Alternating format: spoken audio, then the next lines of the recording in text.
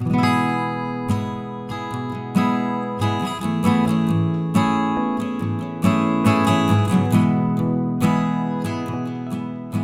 precisamos retornar aquilo que é básico, aquilo que é essencial. Martinho Lutero, certa vez, disse o seguinte: na vida cristã, progredir significa sempre começar de novo. Às vezes nós temos a sensação de que o progresso na vida cristã tem a ver com algo novo que nós vamos experimentar. Mas Lutero chama a nossa atenção para essa realidade. O progresso na caminhada cristã tem a ver com o retorno àquilo que é o básico, aquilo que é o elementar. E nós então somos convidados a retornar àquilo que é o elementar, o básico. Aliás, um cantor recente da cultura brasileira, em uma das suas canções, ele diz o seguinte, uma frase dele: quem dera o simples fosse visto como o mais importante. E muitas vezes o que nos falta, irmãos, é essa capacidade de retornar à percepção de que o básico, o simples, é o mais importante. Perceba isso na sua vida em várias esferas. Às vezes nós começamos, por exemplo, a caminhada com alguém do sexo oposto, e a caminhada romântica, a caminhada é tão agradável, e a gente começa a caminhar bem, se casa, e se a gente não cuidar, a gente vai perdendo a simplicidade, vai perdendo aquela capacidade de se alegrar com as coisas simples do cotidiano, e a vida vai se tornando tão complexa e pesada. Então, irmãos, retornar ao simples é sempre um desafio. E quando nós pensamos na vida da igreja, nós precisamos da mesma forma enxergar, sobretudo, aliás, essa perspectiva. E é isso que Paulo quer trazer aqui no início dessa epístola, é isso que ele traz no início dessa epístola para a igreja e para os irmãos em Roma. E nessa noite traz também para o nosso coração. Eu me perguntei esses dias, se eu pudesse dar um presente para a IPVO, que presente eu daria? Aniversário da nossa igreja. E se você pudesse dar um presente para a IPVO, que presente você daria? E é muito comum, quando a gente pensa em um presente, a gente pensar em algumas implicações desse presente. Por exemplo, o custo do presente. Vamos falar a verdade. A gente sai para comprar um presente. Pode ser até algo agradável, mas se é muito barato, a gente pensa assim: não, fulano não merece um presente tão barato. Não, ele merece um presente assim que tem um custo mais elevado. Nós pensamos na utilidade desse presente. Não, esse presente tem que ser algo que ele vai utilizar no cotidiano.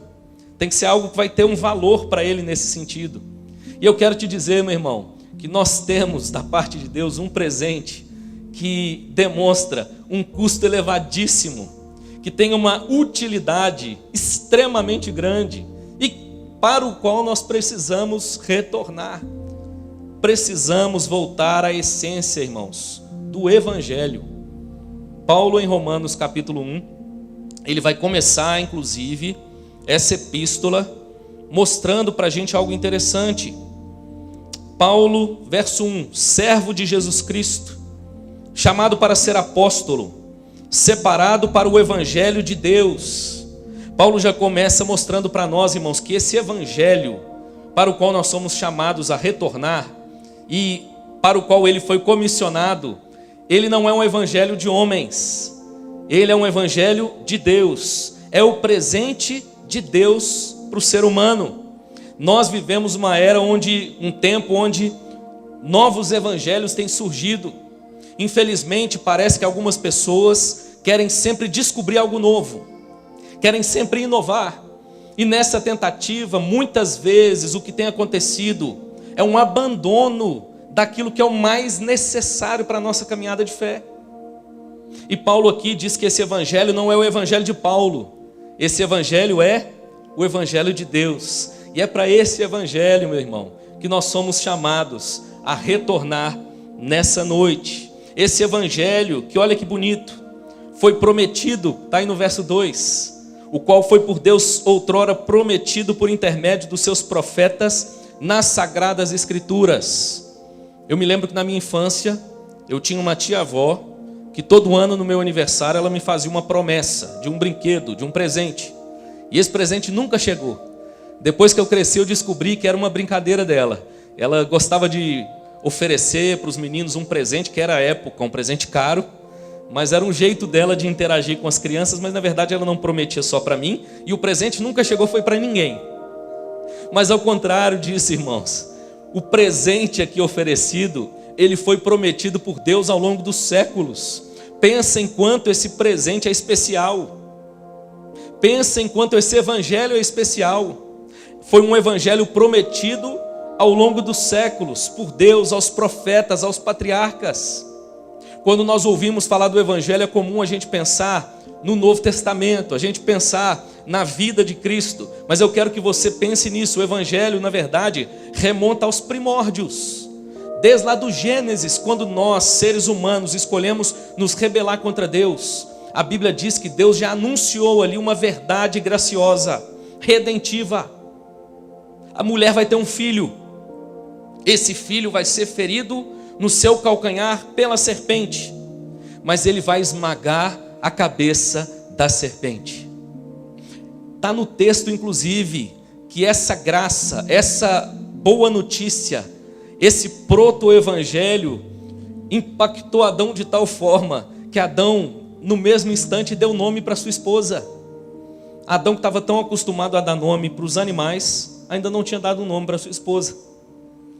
Eu costumo brincar que Adão era pentecostal, ele chamava a esposa só de varoa. E naquele contexto, irmãos, é que Adão fica animado e a chama de Eva. Eva significa vida. O nome que Adão escolheu revela essa perspectiva graciosa que o alcançou. Trouxe de novo um brilho no olhar, uma alegria para o coração, apesar da tragédia que eles estavam vivendo. E quando nós olhamos para o Antigo Testamento, irmãos, nós vamos perceber essa promessa sendo repetida por Deus ao longo da história. E qual é então o conteúdo dessa promessa? O conteúdo dessa promessa, aí sim, remonta ao período neotestamentário. É o Filho de Deus, o próprio Cristo. E o conteúdo dessa promessa, desse evangelho, é de que esse Cristo, esse presente de Deus, esse Filho de Deus, é plenamente humano. Está aí no verso 3, com respeito a seu Filho, o qual, segundo a carne, veio da descendência de Davi. Ele é plenamente humano, ele é descendente de Davi. Há um elo histórico de Deus com o seu povo, o Deus que chama o seu povo e agora se revela na história desse povo. E ao mesmo tempo esse Filho é divino, está aí no verso 4, e foi designado pelo Filho de Deus com poder, segundo o Espírito de santidade, pela ressurreição dos mortos, a saber, Jesus Cristo nosso Senhor. A expressão que aparece aqui para Senhor remonta a essa ideia da divindade de Cristo. Estamos estudando aqui na Escola Bíblica Dominical as epístolas de João. Estamos na primeira epístola, focados aqui na primeira epístola. E hoje pela manhã eu disse para os irmãos aqui como nos parece distante um pouco da nossa realidade algumas verdades. João vai combater na epístola um entendimento equivocado acerca da divindade de Cristo. Havia um grupo ali surgindo, uma heresia nascendo ali no seio das comunidades, naquelas regiões, que defendia a ideia de que Cristo, na verdade, ele era um ser divino que escolheu um ser humano e capacitou esse ser humano durante um tempo. Segundo essa heresia, isso aconteceu por ocasião do batismo. O ser divino, então, toma um homem comum e passa a usar esse homem comum. E ele se retira, segundo essa heresia, o homem divino se retira do homem humano por ocasião da cruz, antes da crucificação, antes da morte de Cristo. Quando ele brada, Deus meu, por que me desamparastes? Segundo essa forma equivocada de olhar para o Evangelho, remontaria a essa ideia do ser divino se separando do ser humano Jesus. Mas Paulo vai dizer que não é assim. O nosso Evangelho, irmãos, é a verdade de que o próprio Deus se fez carne e habitou entre nós, cheio de graça e de verdade, e Ele morreu para redimir o seu povo. Ele morreu por nós. Paulo então aqui está trazendo essa ideia, e olha que interessante, nós percebemos implicações até hoje no cenário cristão de uma compreensão equivocada dessa verdade. Essa percepção que desumaniza a Cristo e que de certa forma desumaniza também o cristão. Parece no nosso contexto, irmãos, que festejar, que celebrar, que se alegrar é menos importante do que as coisas vistas como espirituais. E eu quero te dizer aquilo que eu disse aqui na quinta-feira: nós, mais do que qualquer outra pessoa, temos motivo para nos alegrar, temos motivo para celebrar, porque nós recebemos um evangelho maravilhoso, uma grande notícia, um presente de Deus. Meu irmão, que os seus olhos sejam olhos que tragam em si um brilho diferente, um olhar para a vida diferente, olhos curados pela graça, que consegue olhar para a vida com a perspectiva correta, no meio de uma geração, de um mundo, de um tempo tão marcado tanto pela desesperança, que a esperança do evangelho te traga essa percepção. Você principalmente que é jovem, se alegre na sua juventude. A Bíblia nos dá a oportunidade e o prazer de experimentar dessa verdade. O nosso Cristo é 100% Deus, mas Ele também é 100% homem. Esse é o Evangelho de Jesus Cristo. E aqui, irmãos, nós caminhamos então ouvindo, ainda no verso 5, Paulo fazendo essa introdução, abertura aqui a respeito do Evangelho. No verso 5, dizendo o seguinte: que foi por intermédio dele, por intermédio de quem viemos a receber graça e apostolado por amor do seu nome, para a obediência por fé entre todos os gentios. Paulo fala de graça e apostolado. O apostolado remonta à função, à tarefa, mas a graça remonta à capacitação de Deus. Deus chama Paulo para que ele cumpra uma tarefa de anunciar o evangelho, mas o mesmo Deus que chama para anunciar esse evangelho é o Deus que capacita para anunciá-lo. Paulo se alegra nessa verdade. Nós recebemos uma verdade tão bonita, um presente tão grande, boas novas de salvação, e somos chamados agora a sermos arautos de Deus para proclamar esse evangelho. Mas ao mesmo tempo em que nós recebemos essa comissão, essa ordem de fazer discípulos, esse é o tema da IPVO para esse ano. Estamos aqui a partir de hoje apresentando para a igreja. Ao mesmo tempo que recebemos essa ordem, recebemos do próprio Cristo a capacitação para cumpri-la. É interessante que quando nós olhamos para o evangelho, Jesus vai dizer assim: toda a autoridade me foi dada no céu e na terra, ide portanto e fazei discípulos. É interessante porque Cristo está afirmando para nós, irmãos, que ao obedecermos o seu chamado de fazermos discípulos, nós podemos sair com as redes, para lançar as redes, com o coração cheio de esperança, cheio de expectativa, porque ao mesmo tempo que Ele nos chamou, Ele nos capacita a cumprir essa obra. A autoridade que é de Cristo é agora delegada à igreja, para que a igreja cumpra a sua missão. Esse evangelho, irmãos, que nos desafia, como nós vimos aí no verso 5 ainda, a uma obediência por fé. O chamado do evangelho, irmãos, é um chamado à obediência. Pastor Tim Keller, como eu tenho dito aqui há alguns dias, ele com muita propriedade nos mostra, irmãos, que nós basicamente temos duas opções. Quando nós pensamos em religião, em relacionamento com Deus, quando nós pensamos em nos achegar a Deus, basicamente existem dois caminhos. Ou nós enxergamos a obediência como um meio para sermos aceitos por Deus, uma espécie de mérito, e nós então nos esforçamos bastante para a nossa conduta ser a conduta mais aprovada, mais perfeita possível, porque afinal de contas nós precisamos de uma obediência radical para que nós sejamos aceitos, para que nós sejamos agora recebidos diante de Deus. Ou nós obedecemos como resultado da graça de Deus. Nós entendemos que não é pela obediência que nós alcançamos mérito, o mérito é exclusivo de Cristo. Mas se Cristo nos conferiu o mérito da graça da salvação, Ele também nos conferiu a graça e a capacidade de obedecer ao Pai. Que grande presente, irmãos. Somos chamados à obediência. Paulo então vai introduzir esse evangelho, mostrando essa conexão. O evangelho e a graça de Deus não anulam a ideia de obediência, ainda que a obediência não preceda o evangelho. A obediência é resultado de um coração transformado pela graça de Deus. E eu quero ler com você agora o verso 16. o verso 16, que será o centro da nossa reflexão nessa noite.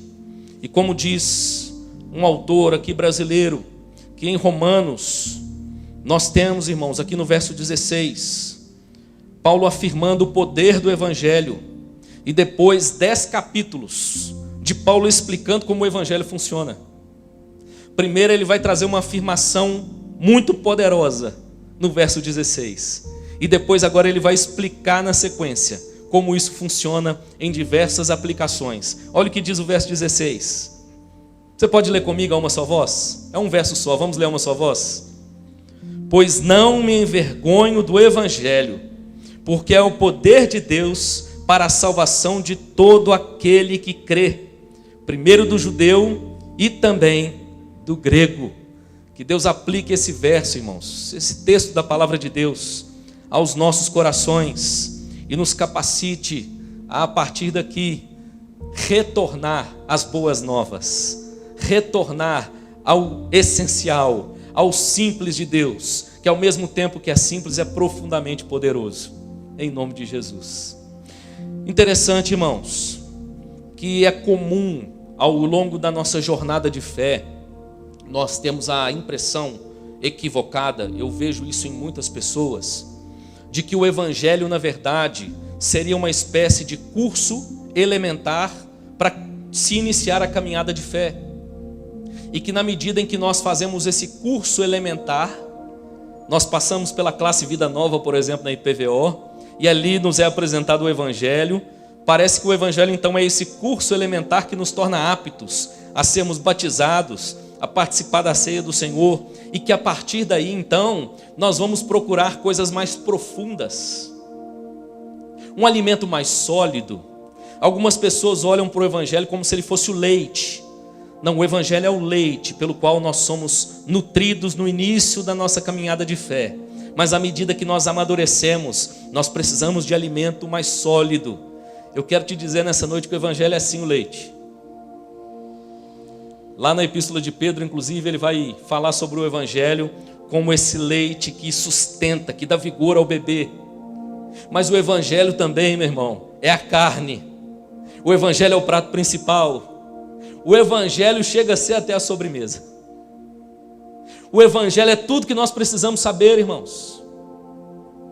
Não há nada a mais que a igreja precise, senão o Evangelho. Todas as coisas, na verdade, gravitam em torno do Evangelho. O Evangelho é essa graça de Deus, essa lente de Deus, para que através dele nós enxerguemos toda a realidade de Deus, toda a nossa realidade na sua condição mais plena. E ao mesmo tempo, enxerguemos tudo aquilo que Deus está fazendo ao longo da história. Eu quero te desafiar então, meu irmão, a voltar nessa noite ao Evangelho do nosso Senhor Jesus Cristo, porque afinal de contas ele é tudo o que nós precisamos saber. O Evangelho nos capacita a enxergar e a dinamizar ou a encontrar uma dinâmica para todas as nossas necessidades enquanto cristãos. Talvez você entrou aqui nessa noite, o seu problema é conjugal, e você ouve o pastor no início e fala assim: puxa, o pastor podia falar tanto de família nessa noite, e família é um tema importante. Mas eu quero te dizer que o Evangelho se aplica à família. Um retorno à compreensão do Evangelho tem implicações diretas no nosso relacionamento conjugal. Talvez a sua questão seja profissional. Talvez o que te gera curiosidade hoje envolva finanças. Talvez você hoje gostaria de ouvir algo que te trouxesse a capacidade de gerir melhor os seus recursos. E eu quero te dizer que a Bíblia aborda vários temas, inclusive esses. Mas eu quero te dizer que o que nós mais precisamos, meu irmão, é do Evangelho do nosso Senhor Jesus Cristo. Ele é a lente pela qual nós entendemos todas as coisas. Ele é o crivo pelo qual agora todas as coisas são julgadas e avaliadas. A saúde do cristão está não na maneira como ele se distancia, buscando agora coisas mais profundas, mas na maneira como ele retorna, experimentando aquilo que é elementar, mas ao mesmo tempo tão gracioso e poderoso, o Evangelho de Jesus Cristo. Repito mais uma vez para você a frase de Martinho Lutero: na vida cristã, progredir significa sempre começar de novo. Na vida cristã, progredir significa sempre começar de novo. Evangelho significa boas novas. Essa palavra não tem uma origem num ambiente religioso, cristão. Ela tinha uma origem militar. Essa palavra era usada para se referir, ou vamos dizer assim, a raiz dessa palavra, a pessoa que em nome do imperador levava boas notícias. Quando havia uma vitória, uma conquista, essa pessoa então era incumbida de anunciar boas notícias. O que é então o evangelho, pastor? O evangelho, meu irmão, é essa grande boa notícia da parte de Deus para nós. Mas quando nós olhamos para o verso 16 de Romanos 1, nós vamos então encontrar aqui algumas características básicas desse evangelho. Paulo chama a nossa atenção para essas características mais básicas do evangelho de Cristo. E a partir daqui, como eu já citei, ele vai passar 10 capítulos explicando como é que esse evangelho funciona na prática. Nós então recebemos aqui algumas características básicas do evangelho. E a primeira delas, meu irmão, é de que o evangelho é escandaloso. Paulo começa dizendo: eu não me envergonho do evangelho. E sabe por que Paulo diz isso? Porque ainda que o evangelho seja boa notícia, ele começa com uma notícia ruim. E essa notícia é ofensiva para o mundo sem Deus. O ímpio se sente ofendido com aquilo que o evangelho ensina, com aquilo que o evangelho expõe na sua base, na sua essência. E aliás, não só aqueles que não são religiosos se ofendem, mas os religiosos também se ofendem muito com aquilo que o evangelho afirma. Paulo vai dizer, por exemplo, lá em 1 Coríntios, capítulo 1, verso 23, mas nós pregamos a Cristo crucificado, escândalo para os gentios, para os judeus, loucura para os gentios. O que Paulo está dizendo em Coríntios, irmãos, é que esse evangelho que ele pregava, esse Cristo a quem ele pregava, era escândalo para os religiosos da época. Perceba, essas pessoas, esses religiosos, a maioria deles, ou talvez muitos deles, começaram com uma boa intenção. Começaram uma caminhada com algum propósito, supostamente mais nobre e elevado. Mas essas pessoas foram se perdendo pelo caminho. O próprio farisaísmo, eu já disse aqui algumas vezes, ele nasce com um propósito muito nobre. Os fariseus eram um grupo da época de Jesus, muito radicais com a lei. E basicamente, esse grupo surgiu como resultado do exílio. O povo de Deus durante um tempo abandonou a lei do Senhor, a palavra de Deus. E como resultado, esse povo foi levado para a Babilônia. Eles viveram um exílio babilônico. A partir daí, então, o povo é trazido de volta para a terra. E surgem os fariseus que eram os zelosos. Eles não queriam cometer o mesmo erro. Mas sabe qual que é o problema, irmãos? Ainda que a gente tenha ótimas intenções, se algo não partir de Deus, irmãos, nós vamos continuar produzindo os mesmos resultados. E isso ofende o homem religioso, que julga ter uma moral mais elevada, que julga ter um padrão de vida mais nobre.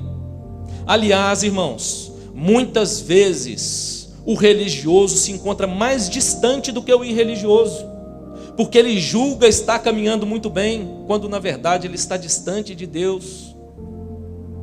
O Deus a quem ele serve é ele mesmo, é a sua religião, os seus rituais, aquilo que ele criou como uma espécie de muleta para trazer esperança ao seu coração. Esse evangelho, em primeiro lugar, irmãos, o texto vai nos dizer que ele é escandaloso. Há uma ofensa que o evangelho apresenta, meu irmão, ao homem sem Deus e ao homem religioso. É uma ótima notícia, mas ele começa com uma má notícia. É uma má notícia acerca do pecado. É um lembrete aos homens de que todos nós estamos separados de Deus por causa do nosso pecado. É um anúncio ao mundo de que nós nos rebelamos voluntariamente contra Deus. O pecado é rebeldia contra Deus, e essa é a condição na qual nós nos encontramos. É uma má notícia porque traz um anúncio de morte. Essa semana uma igreja irmã teve uma notícia trágica. Um irmão que parece que teve inclusive vínculo aqui com os primórdios da IPVO, sofreu um acidente e faleceu. Estive lá com o pastor Luciano, com o Diógenes. Irmãos, como a morte nos choca. Eu tenho 42 anos e como pastor, uma das coisas que a gente, de certa forma, mais se acostuma é com a realidade da vida e da morte. Nós celebramos o nascimento, mas choramos as perdas. Eu achava, irmãos, que com os anos de ministério eu me acostumaria, mas eu quero te dizer que a minha sensação é que é cada vez mais grave. Lidar com a morte, irmãos, é algo que o ser humano não se acostuma. Nós passamos a vida nos preparando para isso, mas quando ela chega e nos assalta, a gente descobre que a gente não está preparado. O evangelho começa, irmãos, com uma má notícia. A morte invadiu a humanidade. E ela invadiu a humanidade por causa da nossa condição. Somos pecadores e o salário do pecado é a morte. Terceiro, irmãos, é uma má notícia acerca das nossas obras, mesmo as mais nobres. O evangelho começa com uma má notícia, porque ele vai afirmar que tudo aquilo que a gente produz à parte de Deus é de pouquíssimo valor. Com respeito à nossa salvação, de valor algum. E de pouquíssimo valor para a nossa caminhada como seres humanos. A Bíblia vai dizer que até as nossas melhores obras diante de Deus são como trapos de imundícia, porque elas são feitas por um coração caído, com intenções espúrias, com propósitos equivocados. O evangelho começa dizendo que até o que a gente faz de melhor, irmãos, diante de Deus é como nada. E a minha pergunta para você hoje é: o evangelho para você tem sido ofensivo? Ser confrontado pelo evangelho tem sido visto por você como um privilégio, uma graça? Ou você tem se escandalizado do evangelho, na medida em que ele expõe a sua condição? Mas, irmãos, o nosso Deus é o Deus que faz a ferida e ele mesmo a sara. É o Deus que expõe a nossa condição, não para que a gente permaneça vivendo na tragédia, mas para que a partir daí a nossa realidade seja transformada.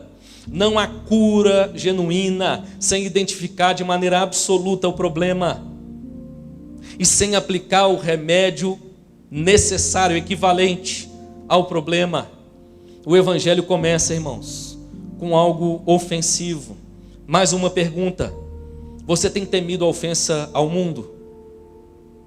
Será que você tem encerrado os seus lábios ao anunciar a Cristo, porque você teme o que as pessoas vão pensar a seu respeito? O que as pessoas vão pensar a respeito do evangelho? Será, irmãos, que o nosso discipulado segue avançando? Ou será que o temor do escândalo do evangelho tem nos feito viver uma espécie de gueto evangélico, onde nós nos fechamos e vivemos dentro da nossa bolha? Expor o evangelho, irmãos, vai nos expor junto com ele, na medida em que ele pode se tornar uma ofensa ao homem caído. Mas esse é o jeito de Deus. Primeiro, ele expõe a ferida, para depois curá-la. Em segundo lugar, irmãos, esse verso vai nos mostrar então que esse evangelho, que é ofensivo, é escandaloso, ao mesmo tempo ele é poderoso. Olha o verso 16 novamente. Pois não me envergonho do evangelho. E qual é a razão porque Paulo não se envergonhava? Porque é o poder de Deus para a salvação de todo aquele que crê. Interessante, irmãos, que nós vivemos e percebemos no nosso cotidiano diversas propostas redentivas, propostas políticas, ideológicas, militâncias muito específicas, onde as pessoas colocam a sua esperança e creem que elas trarão a transformação que o mundo precisa. Mas eu quero te dizer, meu irmão, que não há nada mais poderoso para transformar o homem do que o Evangelho de Jesus Cristo. A humanidade há séculos tenta forjar para si formas, meios, métodos para que a sua realidade seja transformada, e nada mais constrói do que castelos de areia, do que torres de Babel, que levam à confusão. Mas nós, irmãos, somos chamados a anunciar um evangelho que é poderoso. A palavra aqui no original, ela traz a ideia de um poder bruto de Deus. Alguém comparou esse poder à pimenta. Achei muito interessante essa comparação. Uma pimenta que quando você toca nas suas mãos, ela é fria. Ela não tem efeito. Mas na medida em que você morde, ela é quente, ela é arde, ela é poderosa. O evangelho parece algo tão simples, irmãos, tão frágil, tão pequeno. A igreja muitas vezes parece tão simples, tão frágil, tão pequena. O Jesus dos evangelhos às vezes parece tão simples, tão frágil, tão pequeno. Mas não há nada mais poderoso do que o evangelho de Jesus Cristo. O evangelho é o poder de Deus para a transformação de todo aquele que crê. Interessante, irmãos. Há um texto, por exemplo, que demonstra esse poder do evangelho de maneira muito bela. Um jovem que vivia entre os sepulcros, possuído por uma legião de espíritos, e uma legião de demônios. E esse jovem, o texto diz que ele se cortava. Grilhões eram colocados para tentar contê-lo, mas ele arrebentava os grilhões, e ele causava grande perturbação nos arredores. O jovem gadareno. Mas um dia um homem diferente vem ao seu encontro, e ele experimenta na sua vida o poder transformador do evangelho. A Bíblia diz, irmãos, que corre um boato, e as pessoas então vêm até aquele lugar para ver como estava aquele jovem, que até então tinha os cabelos desgrenhados, a roupa rasgada, ferido com as cicatrizes dos cortes que ele fazia. E quando as pessoas chegam, o texto diz lá em Marcos 5, que eles o veem assentado em perfeito juízo, completamente transformado. A transformação que o evangelho opera é tão poderosa que ela não só mudou a aparência daquele moço, mas isso trouxe implicações práticas para a sua vida.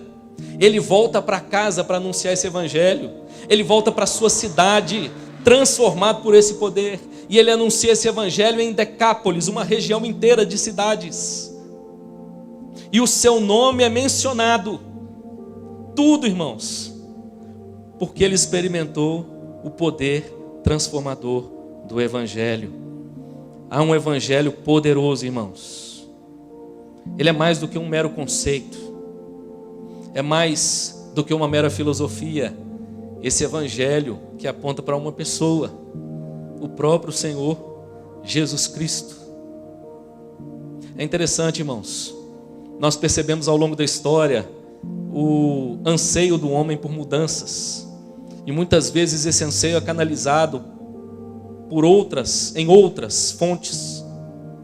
Há um anseio, por exemplo, de transformação política nas nações, da realidade social e econômica. Mas quando nós olhamos para a história, irmãos, nós percebemos que as nações que experimentaram maior transformação, inclusive política, social e econômica, foram aquelas que colheram os efeitos do evangelho poderoso de Jesus Cristo. A Europa, a América e tantos países que viram a sua realidade mudada no passado. como consequência de um evangelho que foi exaustivamente anunciado naquelas nações. Meu irmão, o Brasil não precisa de um presidente novo. O que o Brasil precisa não é de uma nova ideologia política. O que o Brasil mais precisa não é de um novo sistema econômico. O que o Brasil mais precisa, meu irmão, é do poder transformador do evangelho. Amém, meu irmão? O evangelho é transformador. Aí sim, nós podemos então dizer que são boas novas para as quais nós precisamos retornar. Primeiro, boas novas acerca do amor. Há um Deus que ama, e diante de uma realidade caída, marcada pelo ódio, pela violência, nós ouvimos acerca de um Deus de amor. Há uma realidade de um líder que, diferente dos líderes das nações, que as rege com mão de ferro, que são ditadores muitas vezes, controladores, o nosso Senhor Jesus Cristo, que é o nosso Rei, o Rei dos Reis, o Senhor dos Senhores, é o servo sofredor, aquele que se despe e vem ao encontro dos seus filhos. Há uma realidade, irmãos, de uma cruz. Já ouvi de algumas pessoas: vocês cristãos são estranhos, vocês gostam de carregar um instrumento de execução no pescoço, no braço, nas coisas. A cruz é um instrumento de execução. Bom, esse era o sentido que ela tinha para nós no passado. Hoje a cruz, para nós, irmãos, tem outro sentido. O sentido da cruz é a vida, porque Ele morreu a nossa morte, a morte substitutiva. O evangelho, irmãos, nos convida a olhar para a cruz e se alegrar, porque Cristo morreu a minha morte, Cristo morreu a sua morte. Esse evangelho que nos faz um convite gracioso. A ressurreição, irmãos, do Filho é um convite de Deus para nós. Assim como Cristo, o Deus Filho, ressuscitou e retornou ao Pai, eu e você podemos retornar ao Pai por causa do evangelho. E nessa noite eu e você somos inclusive convidados mais uma vez para retornarmos ao Pai, comermos o pão, bebermos o cálice, anunciando a morte do nosso Senhor até que Ele venha. Esse evangelho que é boas novas de salvação. E Ele nos diz, irmãos, que agora nós somos salvos da culpa do pecado. Quantas pessoas sofrendo por causa da culpa do pecado? Colocam a cabeça no travesseiro, mas não dormem em paz, porque a culpa os acompanha no travesseiro. Passam a semana remoendo a culpa, mas o evangelho, irmãos, nos liberta da culpa do pecado. Temos paz com Deus, podemos experimentar paz uns com os outros. O evangelho nos liberta ao mesmo tempo do poder do pecado, o pecado que escravizava, e que agora nós somos capacitados a viver em santidade para a glória de Deus. Que anúncio maravilhoso, meu irmão. Quem sabe nessa noite você ainda tem vivido cativo do pecado, e a mensagem do Senhor para você é: há um evangelho poderoso que pode te libertar, em nome de Jesus. Esse evangelho também, irmãos, que nos afirma a vitória sobre a culpa do pecado, sobre o poder do pecado e sobre a presença do pecado. Irmãos, o pecado macula a nossa realidade presente. Dor, sofrimento, morte, separação, discórdia, violência, desigualdade, injustiça. Mas a Bíblia nos afirma, irmãos, que por causa do evangelho nós experimentaremos a vitória final sobre a presença do pecado. Haverá um dia em que nós habitaremos, os filhos de Deus, aqueles que foram alcançados pelo poder transformador desse evangelho, habitaremos na presença de Deus por toda a eternidade, um lugar sem pecado. Para terminar, irmãos, em terceiro e último lugar, Paulo vai afirmar ainda nesse evangelho, nesse verso, que o evangelho tem mais uma marca básica. Verso 16, primeiro, o evangelho é escandaloso, é ofensivo, irmãos, a gente precisa lembrar disso. Segundo, o Evangelho é poderoso. A minha pergunta para você sobre o poder do Evangelho é: você tem experimentado o poder transformador do Evangelho? Você tem se mantido esperançoso diante do poder do Evangelho de mudar todas as coisas, de mudar o que você não pode mudar? O Evangelho nos traz esperança, irmãos. Não há nada que Deus não possa mudar. Os homens perdem a esperança com muita facilidade, mas o Evangelho poderoso de Cristo nos mantém firmados na esperança. Há um Evangelho poderoso para transformar qualquer realidade. E por último, Paulo vai nos mostrar, irmãos, que o Evangelho é para todo aquele que crê. Verso 16: pois não me envergonho do Evangelho, porque é o poder de Deus para a salvação de todo aquele que crê. Interessante que a humanidade, a nossa realidade atual, a sociedade atual, é marcada por tentativas de inclusão. Nós vivemos a época da tolerância, é a palavra da moda. Mas o que nós contemplamos, irmãos, é que em muitos aspectos nós temos visto uma sociedade mais intolerante. A tentativa de tolerância, na verdade, tem fragmentado a nossa sociedade. Nós vivemos uma polarização como nós nunca vivemos no Ocidente, uma divisão como nós nunca vivemos. E é interessante que algumas ideologias até nascem com supostamente alguma ideia nobre, lutar contra alguma causa que até então há alguma nobreza, alguma importância, mas há uma necessidade constante de manter essa dicotomia entre os deles e os nossos, entre aqueles que concordam conosco e aqueles contra quem nós lutamos. E assim caminha a humanidade, fragmentada, partida, dividida. Mas o Evangelho, irmãos, ele é o poder de Deus também para salvar todo aquele que crê.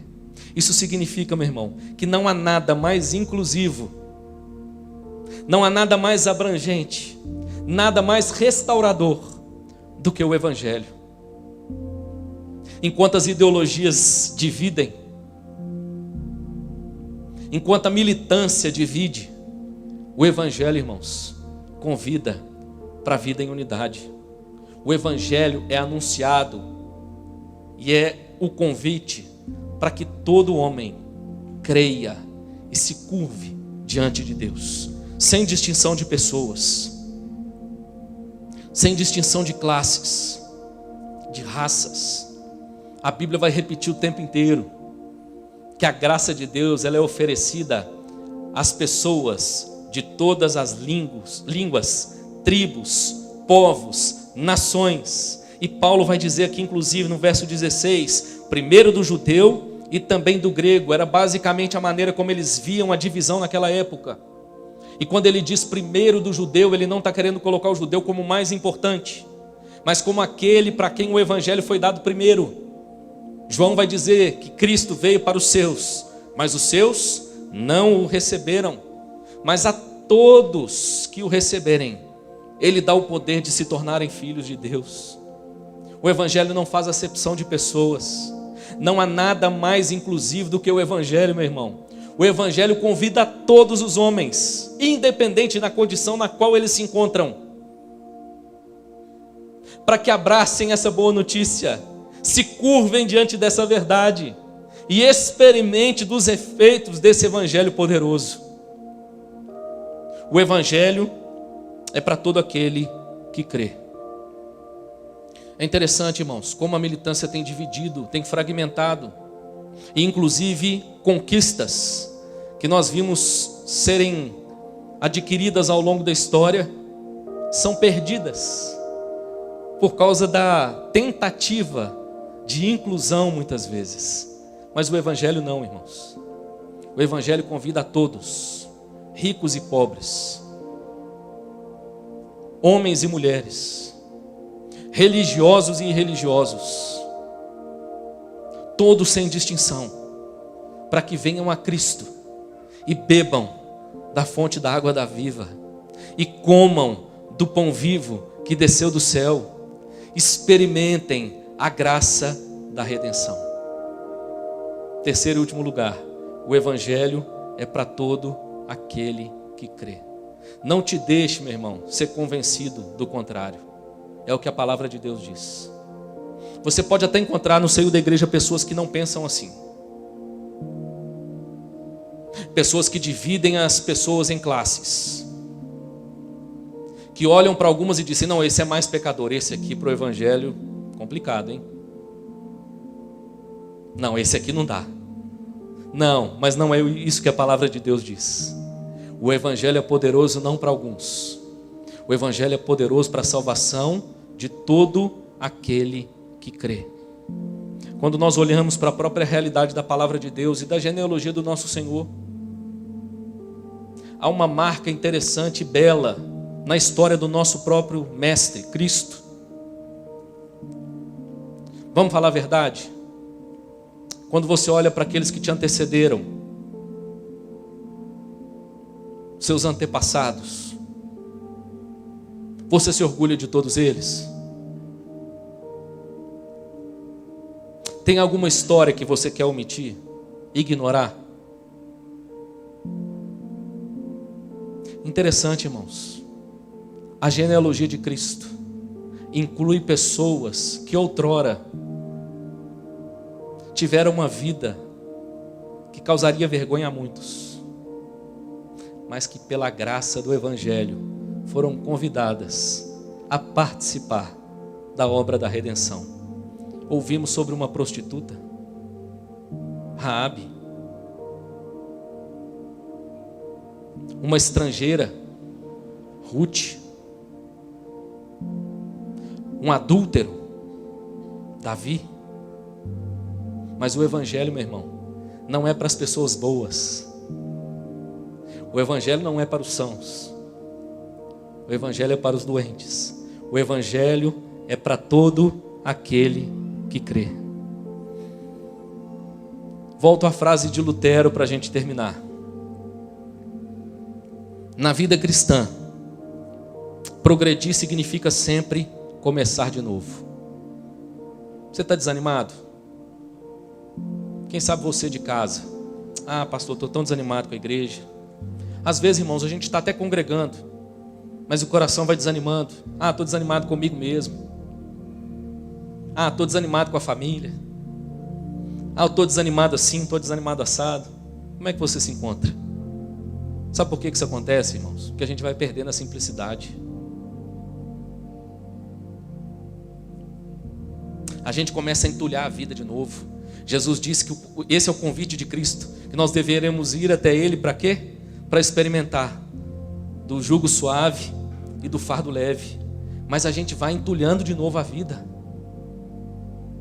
Nessa noite eu quero te convidar a retornar às boas novas, a retornar ao simples, mas ao mesmo tão poderoso Evangelho de Jesus Cristo. É assim que nós avançamos, é assim que nós progredimos. Amém, meu irmão?